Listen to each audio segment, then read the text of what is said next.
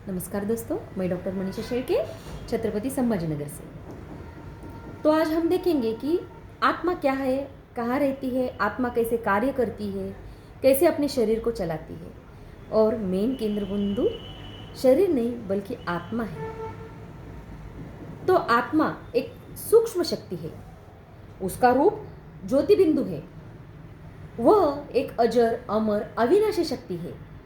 जैसे ड्राइवर गाड़ी के आगे बैठकर स्टीयरिंग से गाड़ी को कंट्रोल करता है, वैसे ही आत्मा भी ब्रेन में पिट्यूटरी हाइपोथैलेमस में पिट्यूटरी ग्लैंड रहती है और पीनियल ग्लैंड रहती है। उनके बीच के स्थान पर बैठकर अपने पूरे शरीर के नर्वस सिस्टम को वो कंट्रोल करती है, चलाती है।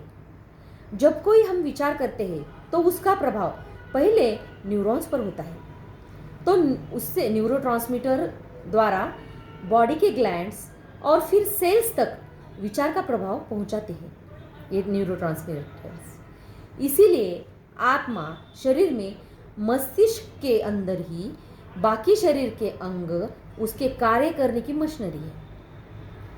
आत्मा आँख, नाक, कान, जीभ और त्वचा द्वारा संसार को महसूस करती है और हाथ, पैर, मुंह, गुदा और लिंग द्वारा कर्म करती है। यानी कि कान, नाक, जीभ, स्किन, त्वचा ये 5 अपने ज्ञानेंद्रिय है और हाथ, पैर, मुंह, गुदा और लिंग ये अपनी कर्मेंद्रिय है। तो ज्ञानेंद्रिय और कर्मेंद्रिय इनको वो काम कौन करवाती है? तो अपनी आत्मा करती है। और इसके लिए मन, बुद्धि, संस्कार ये आत्मा की सूक्ष्म शक्तियाँ हैं जिनके आधार पर स्थूल ज्ञानेंद्रिया और कर्मेंद्रिया प्रयोग में लाई जाती है। आत्मा के बिना शरीर का कोई महत्व नहीं। तभी जब किसी का शरीर छूटता है तो हम उस शरीर को छूने से भी परहेज करते हैं और उसे बोलते हैं कि जल्दी उसको घर से बाहर निकालो। आत्मा निकल जाते ही तुरंत हम उस शरीर को जो कुछ नाम था वो भी नहीं पुकारते हैं, बोलते हैं कि बॉडी को उठाओ, बॉडी को लेके जाओ। तो उसे जल्दी से जल्दी घर निकालने का यत्न करते रहते हैं। लेकिन यह सब जानते और मानते हुए भी कि ये सब हमको पता है, तो भी हम पूरा जीवन केवल शरीर के लिए ही कमाते हैं और इसे ही सजाते हैं। आत्मा के लिए कुछ भी नहीं करते और शरीर के लिए ही जीते हैं।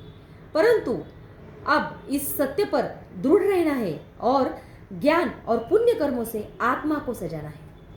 और आत्मा को सजाने के लिए अभी हमें मेहनत करनी है। जब हम किसी को बताते हैं कि आप शरीर नहीं एक आत्मा हो, तो वो कहते हैं कि कैसे हम यकीन करें। अरे हमारे बोल व्यवहार में यह परिचय छुपा है। जैसे हम कहते हैं कि मैं थक गई हूँ, मेरे सिर में दर्द है, मेरा शरीर कमज़ोर है, मैं स्वस्थ हूँ, आदि आदि। तो यह मैं और मेरा करने वाला कौन है? यही तो आत्मा है। इसी स्मृति का यादगार है भाइयों का माथे पर तिलक लगाना और बहनों का माथे पर बिंदी लगाना। यहाँ तक कि हम मंदिर में मूर्तियों को भी माथे पर सिंदूर या चंदन का तिलक लगाते हैं। और जो यह हमको बताता है कि जब भी हम पूजा अर्चना करें तो मूर्ति को न देख उस आत्मा को देखे जिसका चरित्र इतना सुंदर था। माथे पर तिलक या बिंदी बताता है कि हम ज्योतिर्बिंदु आत्मा भ्रूकुट में निवास करती है। जब कोई शरीर छोड़ता है तो कहते हैं अर्थी जा रही है। अर्थी अर्थात अ प्लस रथी, यानी वो रथ जिसके अब रथी आत्मा नहीं है। तो हमारे जीवन में हमारे बोल व्यवहार ही हमें हमारा सत्य परिचय दे रहे होते हैं, पर हम उस पर ध्यान नहीं देते हैं। कई कहते हैं कि आत्मा तो पवित्र है और शरीर ही मैला होता है, अर्थात आत्मा तो निर्लेप है।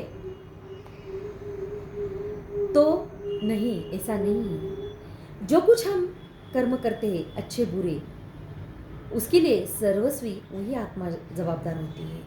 क्योंकि उस जन्म में शरीर छूट जाएगा शरीर समाप्त हो जाएगा, शरीर विनाशी है, लेकिन आत्मा अविनाशी है।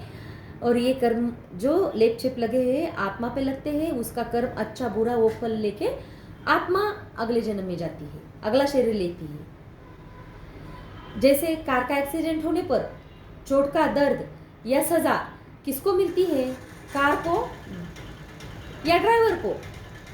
तो ड्राइवर को मिलती है ना। वैसे ही शरीर द्वारा आत्मा कोई भी विकर्म करती है, उसका बोझ आत्मा पर ही चढ़ता है, अर्थात आत्मा को ही पाप का फल भोगना पड़ता है, क्योंकि आत्मा ही इस शरीर रूपी कार का ड्राइवर है।